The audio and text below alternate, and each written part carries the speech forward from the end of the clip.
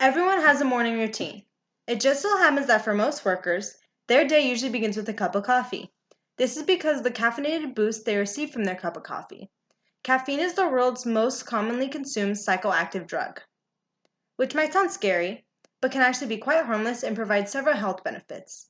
The effects of caffeine can occur almost instantly and include a higher alert system as well as an increase of the rate of heartbeat. Since caffeine is a stimulant, the central nervous system is activated and the brain can combat tiredness as well as improve concentration. On the other hand, coffee can overstimulate the brain, which can cause headaches, confusion, and caffeine withdrawals. The Food and Drug Administration in the United States considers 300 milligrams as a moderate caffeine intake per day. At one of America's most visited coffee shops, such as Starbucks, one 16-ounce cup of their most signature blend, Pike Place, contains approximately 310 milligrams of coffee. This would complete one caffeine intake for the day, but for many, one cup of coffee isn't enough. Normally, people do not concern themselves in the benefits or consequences of caffeine when they have their morning coffee. But is there a need to? As for most research on psychoactive drugs, the effects can vary from person to person as well as on a situational basis due to their own diet or health issues. My own research on how caffeine found in coffee can affect the body and mind is based on the most general supported information instead of situational. Since I do work for Starbucks, I personally can advocate or oppose these effects based on my own daily experiences. The first thing to note about caffeine is it does have a flavor. Caffeine is very bitter and not recommended to ingest alone as it could be toxic. So why is coffee so popular? Well, in a 16-ounce cup like this one, there was only 310 milligrams of caffeine. By simply looking at this, it is difficult to determine how much that is. For reference, I added a common measurement, 1 ounce. 1 ounce is equal to about 28,000 milligrams. The recommended amount of caffeine per day, 300 milligrams, is about 27,000 milligrams less than a fluid ounce. So here's a fluid ounce, just one, and then 27,000 milligrams less. That's how much caffeine is in 1 cup of coffee. So, knowing this information, we can begin to realize why people even consider drinking caffeine in the first place. Because you can't taste it in normal coffee.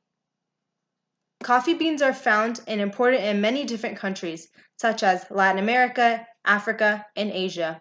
The different environments in which the beans are grown in has a big influence on what the coffee is going to taste like when brewed. With all the variety of coffee bean flavors, people are initially attracted to coffee in itself, but the added caffeine can also increase interest.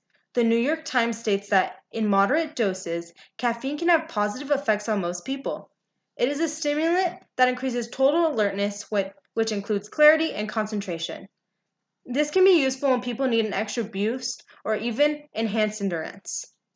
Later in the article, the New York Times also references that the sudden rise of cortisol, the body's main stress hormone, can cause your blood pressure to rise and energy level to soar. Although this comes with many positives, when something is affecting your whole body, there are also complications to be aware of.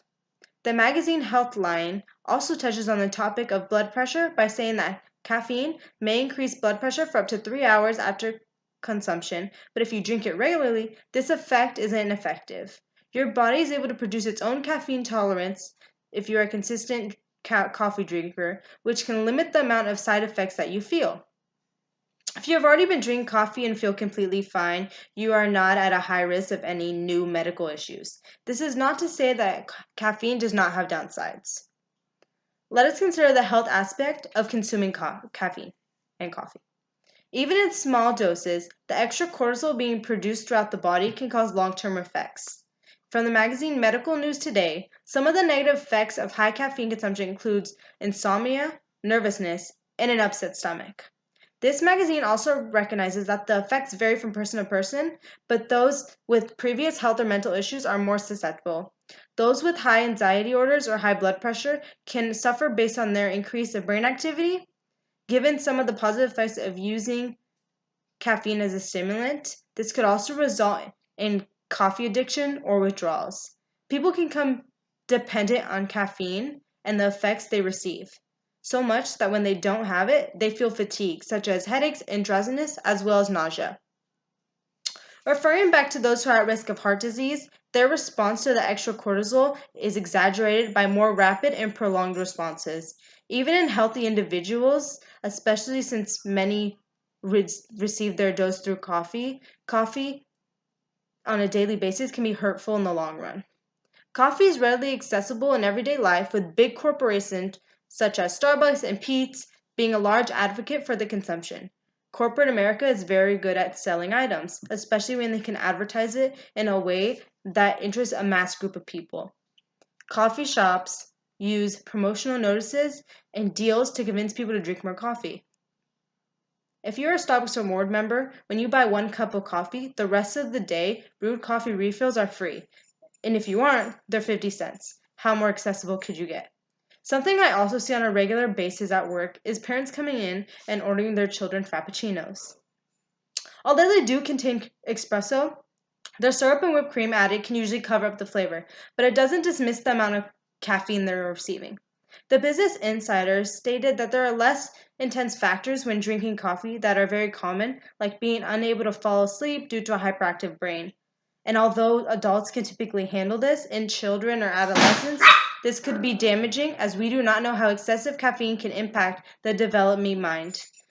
Adults also are able to be more mindful and knowing that when we consume caffeine, we are consuming a psychoactive drug, and children do not know this connection.